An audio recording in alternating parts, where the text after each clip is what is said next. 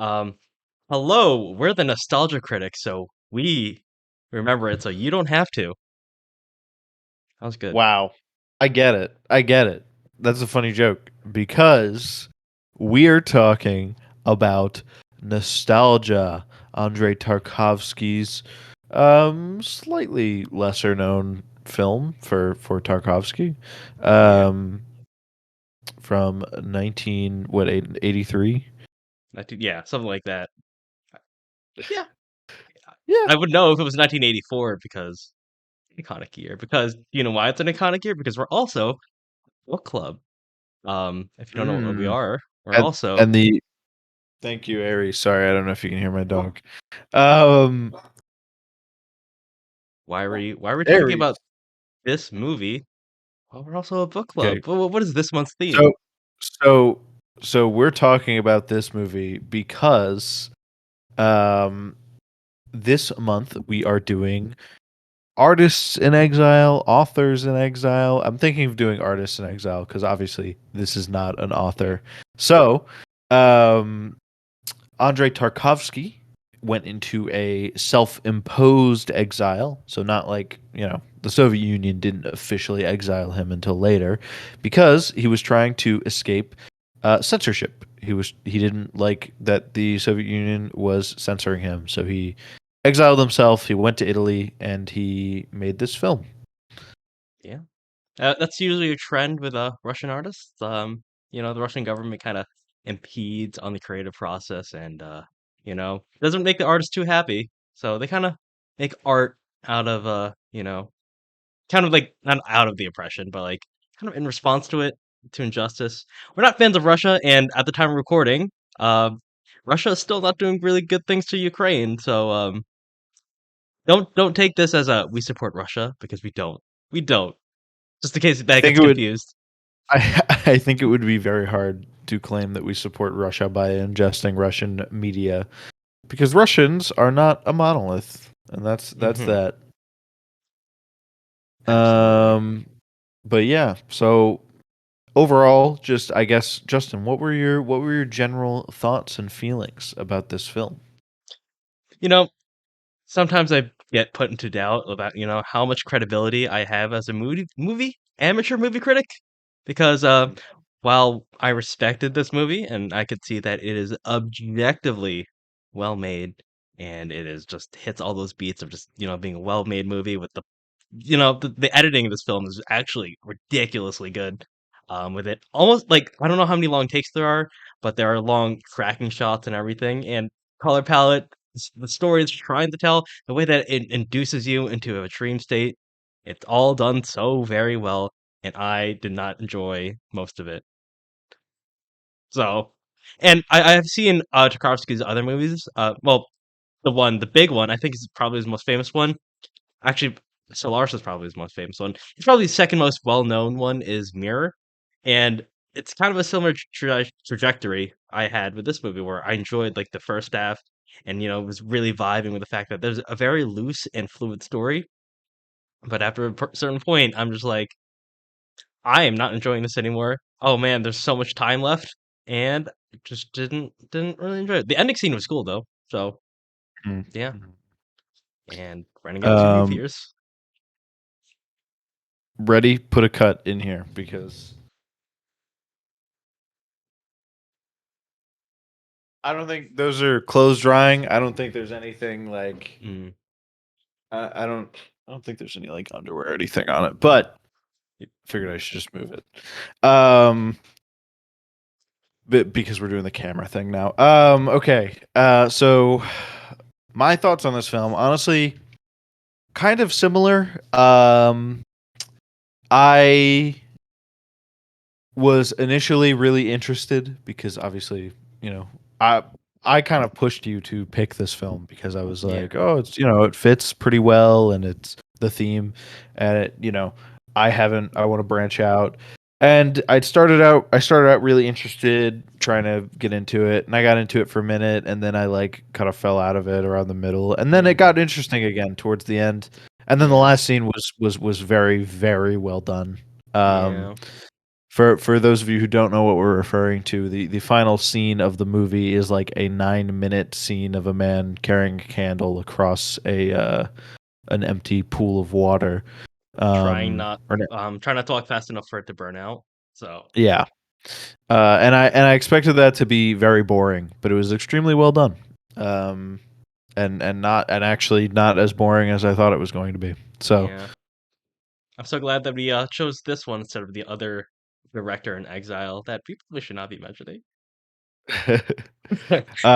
yeah, we found in our research that some directors in exile were exiled for Good reason. solid reason, some solid reasons. Um, And they also made really good movies, but yeah, we and then don't support that. they happen to make really good movies. So, um, there was more than one of those actually, which I thought I Really. found You're not interesting. Like talking there about were more. Bergman, tax evasion? How could we support that man? Oh my god. There were a few. There were a few who were actually exiled for like not like, oh, my government is oppressive. Like it Okay. was like an Yeah. actual reason. But nonetheless, anyways, back to Tarkovsky. Um, yeah, no, it's an extremely well made film, and I've tried really hard to like, you know, think about it, get to the root of it. Um, and I'm not sure I'm well versed enough in film to really get everything. But I mean, it certainly seems to be a film centering around like finding meaning without almost like without your home, like finding Hmm. trying to find some kind of meaning while also being like incredibly homesick, and not having the things near you that you felt have like made you for your entire life. Yeah. Um, This movie's very and autobiographical. Um, yeah. most of his movies are. Um, so you know that that's kind of more generally what the film seemed to be about. But then if you get into like specifics, um, you know, the whole ending scene I found really interesting. Mhm. I posted this on TikTok. We have a TikTok, not just any pod Oh. now, which I guess I have to add to the outro along with our Twitter. Um, uh, the ending scene, there is I so terrible with names. There's the guy who he talks to who kind of like philosophizes. Domenico, is that his name? I is that the guy that self-immolates and goes Yes, aflame? that's what I was going to talk about. So like at the very end of the movie, he has this huge speech, and he says something along the lines of like, you know, um, certain. Oh gosh, what was it? I should have really looked this up because I watched this movie like 2 weeks ago. It was like Um, him like wasn't like preaching to the crowd and then yeah, he was preaching to the crowd, and he going was super like, he fascist. yeah. He also said something about like, you know, um, certain moments like burn out really quickly, and then certain moments stick with you. And it was, to me, that was clearly an allusion to the thing that was about to happen, which he set Mhm. himself on fire. It was very fast. It happened. It was maybe like 45 seconds, a minute, minute and a Mhm. half, And no one tops. did I would anything. say around a minute. Nobody did anything. And then there's it immediately cuts to um Andrei Mhm. Gorjakov, whose name I have in front of me. Um, he's taking the candle and he's carrying it across the empty pool. And there's also the last shot that I found interesting. It was like, The afterlife, right? yeah, well, so it was like a house. He was sitting in front of a house that I feel like with the dog from his like earlier memory of Russia, and the house looked like something that you would find in like the like countryside in Russia. But then Oh, like yeah. around him it looked like architecture, like very famous like Latin-ish, Italian-ish Mhm. architecture. Um I it don't was know like he enough was like about architecture boxed. to be It was like, like he was like boxed in by the like Italian oh, stuff. yeah, that But is an interesting inside observation. it was like very Russian inside of the box. I know I skipped right to the end, but that was like like I said, I was trying to get into it in the beginning, and then the middle I was like, wow, this is kind of boring, and then the end I was like, oh wow, this is so good. Yeah, So a lot of my observations are from the beginning and the end. it's it's one of those things where the first and third act are great. Just the second act, if there even is an act structure to this movie, because like kind of Yeah. meanders a lot. It's very mundane like the whole time, which is the point, Which but is the point, because that's what life is. Yeah. yeah. There is okay. Um, I'm noticing. Okay, so we're gonna be talking about the ending first, and then we'll get to the beginning later. That fire is used as a symbol because those Mhm. scenes, the guy being a self-immolator and then the candle, those are juxtaposed and fire, and I think even water in a way. Later on, I said later on, previous in the film is also used as a symbol, but fire is definitely a symbol of something. So I know I said to you before we started recording, I was like, I thought of something based off of something else I read. And so what I Hmm. read was that Tarkovsky uses water as a symbol in a lot of his movies. And so it's interesting that I think I read exactly what he kind of uses it for typically. But it's interesting that in the final scene, he's in a place that where water is supposed to be, um, but there is none. He's walking through. There's like a sense of meaning walking through this empty pool of water, and I know it means something, but I don't Yeah. know that I'm entirely sure what it means. But there's like a very deep and intentional meaning there that like there is supposed to be water in the place that he's walking and there just isn't. Yeah. It's I. I Yeah, okay, so this film has a lot of symbols. Again, it's very vague, none of it's explicit. Yeah. It's up to your Oh, own interpretation. and that the water is supposed to have healing properties is Yeah, in also the pool. intriguing. That he's only able to find his like meaning by walking through it when it's emptied, and Mhm. like stepping around the puddles that are in there. Hmm. Yeah, there's a lot, and the use of rain as well. I don't know how much it appeared, but I know at the end, like the very end when it goes black and white, there's probably something else with the use of color. Just that being something that Oh is my also a god, symbol. the whole film I was like, why what is the color? What does the color mean? Cuz it's so like washed when it's not black and white. Like it Yeah. still feels very like washed out and not colorful and mundane, Hmm. even when it's not in black and white. So Yeah. Your guess is as good as mine, and I have not been able to find any research or not research, probably any interpretation that kind of validates it. I'm just assuming that, like, present when there is color, the world kind of sucks, and going back in black and white, it's, it's just not much better.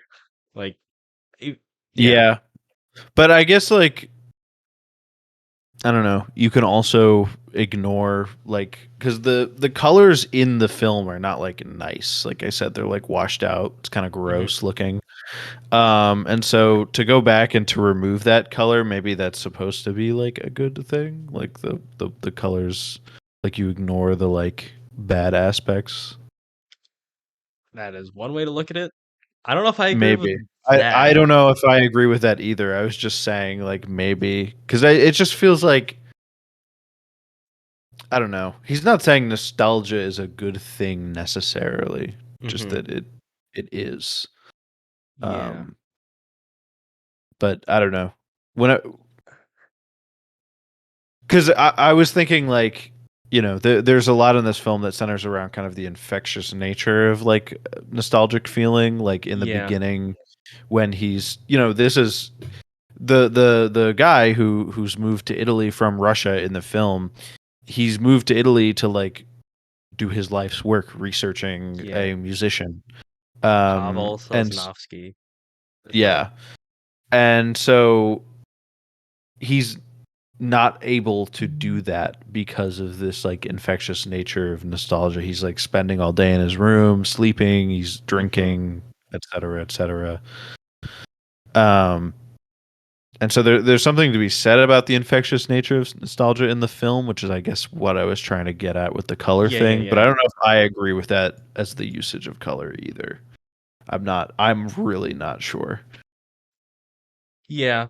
Okay. Again, this reminds me of like David Lynch's films where it's like it's very vague, very obtuse, and these are kind of the films that I don't tend to really enjoy. I like a movie where there's a the real line with a narrative, with characters that we, really identify with, and or like, and here it's just like I'm not saying that Andre was just the most. He's not very interesting. He's just like going through his thing, and then he does make a kind of decision at the end, but he kind of just flows through the state, and there's not really set structure because it does go in and out of order, and you're not entirely sure what's going on. And this is my main critique of movies, that movies like this. This is more of a me problem, so whatever. It's just I don't know. I just didn't find that part enjoyable, and the questions that it poses, it's not enough for me to really be there. I know I'm kind of rambling, but supertext should not subsede the subtext. Or no, the subtext should not subsede the supertext. Yeah. Basically, it's a mystery box without the fun. Yeah, I can see that. My initial thing was like, oh, I was so enamored with it, like the ending specifically. I was Mhm. like, this ending is so good. But then like I'm looking back at it and like the whole middle section, I was just kind of like I wasn't like zoned out. I was paying attention. I knew what was going on, but like Mm. ask me what happens in the middle of the film, and I'll tell you I We're don't very know. nostalgic about the end of this movie. It's like, Yeah. yeah, Um I'm like like I remember he meets this woman. the Oh, well, the woman's very early, but I remember he has that like conversation with that guy when it's raining, and I think I was paying attention to the colors because there were some things that were brighter than others in that scene. mm. So, um, yeah. Do you know what was going on with the woman that was like kind of yelling at him, going like, Oh I well, she thought that he was gonna have an affair with her, and he also thought that he might, but then he never did it because he was unsure of himself, like he wasn't sure if he mm, wanted to or not. I don't. Like it's pretty clear that he still has like a lot of feelings for his like family back home, and so he was like not sure. Interesting. Um, I, I was, yeah, I don't know if that was. Again, this movie's kind of biographical, autobiographical. I don't know if that actually happened in real life, as in like he had an affair. He could have been snitching on himself. Was he married? Because I know this is the penultimate movie he made before he died of cancer. Because I think he did a movie that was somewhere that was very radioactive, and he got cancer from that, unfortunately, and passed. Um, Well, he had two spouses, and he had a spouse from 1957 until the year he died because he got remarried the year that he was no longer married to his first wife. hmm, So, interesting. Huh. Want to hear a fun but fact about this guy? what's that? He hates science fiction. Like he detests it, but in a magazine, he said he really loved the Terminator. Really? He Yeah. hated science fiction but loved the Terminator. Yeah. And he did make a Wow. science fiction film called Solaris, but that was like kind of a response to that because like he found science fiction to be very consumerist. But yeah, we're trying to fill time, aren't we? So like, hmm. Yeah. Like to me it's just kind of like I don't really have much more to say about the film. I thought it was very good. My initial reaction was like closer to a 9 out of 10, but that's like simmered Same down to here. I was like like, wow. I was close. like, man, I hate that I'm liking this film so much because there's no way that anybody would like this. And then I'm like, oh, okay, yeah. No, I'm guessing I'm just like everyone else. And then I'm like, okay, I'm Yeah. kind of bored. Then bam! After some time of sitting with it and realizing there was like nothing in the middle, I have since probably come down to closer to like a 7 or an 8 out of 10. Because it is still very extremely well made, but like there's got to be something to be said about like enjoyability. Like you have to Yeah, enjoy watching a film. Like, yeah, or at least have it like discomfort you in a way that that makes you address like these profound themes in humanity. And I'm yeah, like, right. There, yeah, yeah, there's got to be something more engaging. Is what I more meant by enjoyability. Like you've got to be engaged by the film in some way. Like I feel like there's a way to engage a viewer in mundanity, and at least in this film, Tarkovsky just doesn't do it. I don't think. yeah. I mean, I really like the long takes. That was really impressive, wasn't it? Yeah. It's- Yep, yep, And then yep, yep. and yeah, Uh huh. Uh huh. Uh huh. Uh huh. if you watch, okay, yeah. Um, I was gonna talk about the uh, movie Mirror, but I'm like, I don't remember anything from that either. So so what I will say about Tarkovsky is that a lot of his films sound extremely interesting to me. I've seen reviews of them. I see people talking about them. For instance, The Sacrifice. I love the idea of a film literally created by someone who is staring like their mortality in the face, there's a and couple so movies like that. I know there are a couple movies like that, but like I love the Yeah, idea yeah, here, and I can't remember off the top of my head, but some of the things I've read about his other films, like conceptually, they all sound very interesting, and I probably will give him another chance because of that, because he's extremely talented, clearly, and his films have like a conceptual hook, right? yeah, Um, the question is, will they be entertaining in the way that it like grips you, that it like yeah, holds your attention? This movie I don't think did that. It's extremely well made. The questions it poses are interesting. It has something to say, but it doesn't hook you in any way, except for yeah, the last few scenes. yeah. Last few We'll give scenes I them. liked. Yeah. There's a lot of classical music here. That Mm. was that was fun. I'm like, oh, Beethoven.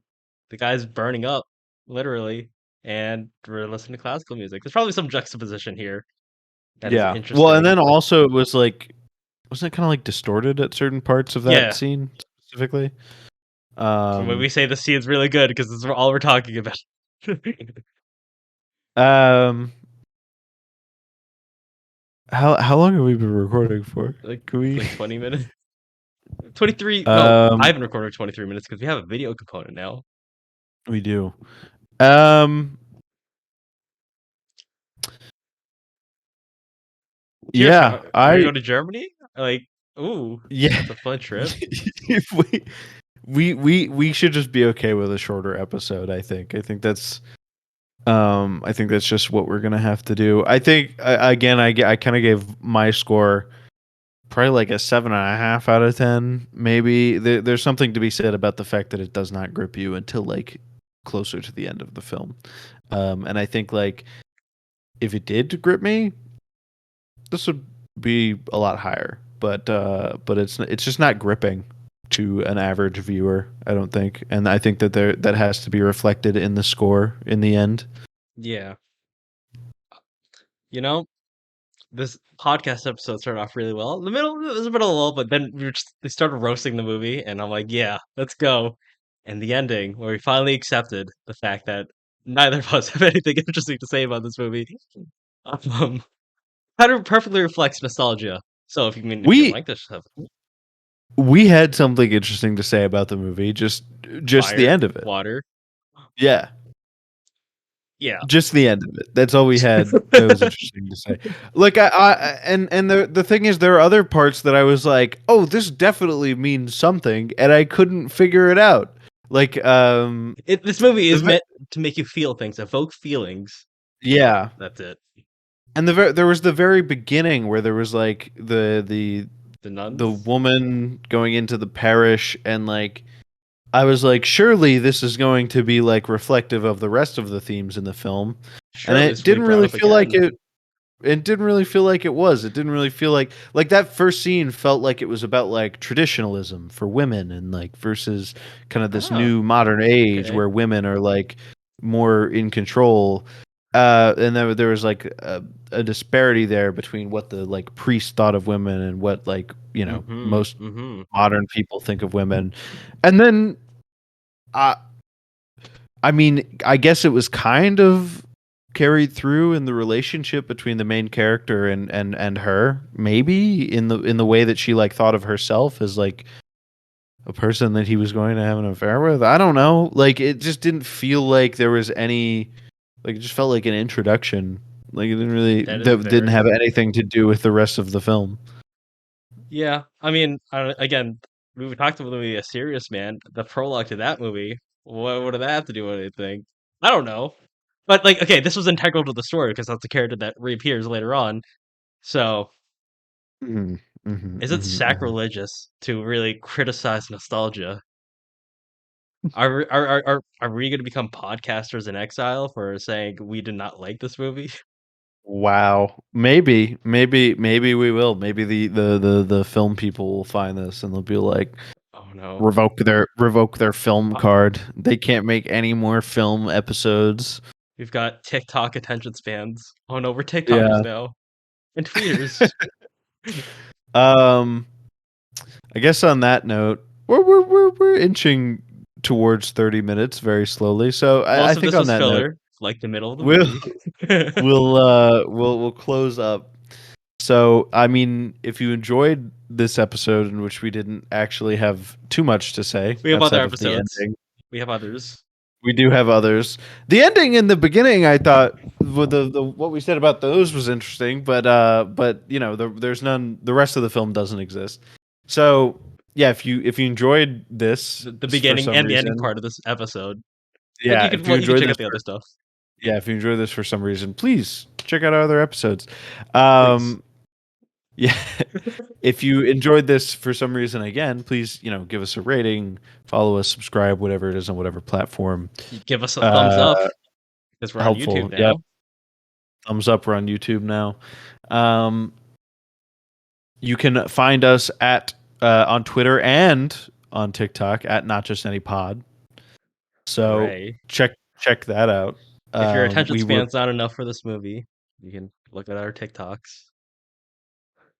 we still make kind of long TikToks. A lot of Three them minutes. are close to That's three long. minutes. Yeah, for TikTok. Um, and yeah, I think that's about it. Oh, well, join us next week, obviously, Authors for in Authors in Exile. Exile. Hopefully we'll I do something great there. Yeah, It'll be our best episode yet.